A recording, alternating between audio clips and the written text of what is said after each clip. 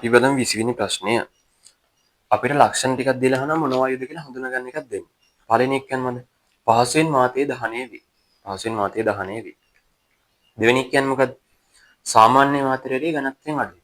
ඔයගොල්ලෝ දන්නවා සාමාන්‍ය වාතයට වැඩිය ඝනත්වයෙන් අඩු වායුවක් අපි දන්නේ හයිඩ්‍රජන්. හයිඩ්‍රජන්. හරිද? හයිඩ්‍රජන්. ඊට පස්සේ තුන්වෙනි ප්‍රකාශය මොකද්ද කියන්නේ? ජලයේ මද වශයෙන් ද්‍රව්‍ය වේ.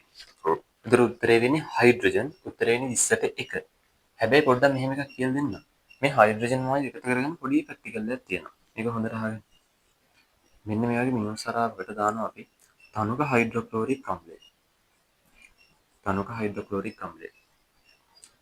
ඊට පස්සේ මේකෙන් එන වායු ධාරාව මිනුම් සරාවත් තුළ අපි එකතු කරගන්නවා.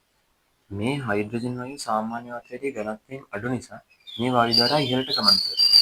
මේකට අපි කියන්නේ වාතයේ යටිකුරු විස්ථාපන ක්‍රමය කියලා. වාතයේ යටිකුරු විස්ථාපන ක්‍රමය කියලා. ඒක පොඩ්ඩක් මතක තියාගන්න ඕනේ. ඇයි මේක උඩට යන්නේ මේ වායුව සාමාන්‍ය වාතයට වැඩිය ඝනත්වයෙන් අඩු නිසා. එතකොට මේ එකතු වෙන හයිඩ්‍රජන් කියලා අපි දන්නවා. ඒක චුට්ටක් මතක තියාගන්න. හරි. ඔක්සිජන් ගත්තත්, නයිට්‍රජන් ගත්තත්, කාබන් ඩයොක්සයිඩ් ගත්තත් සාමාන්‍ය වාතයට වැඩිය ඝනත්වයෙන් වැඩි. ඒ නිසා අනිත් උත්තර තුනම අපිට ප්‍රතික්ෂේප කරන්න පුළුවන්.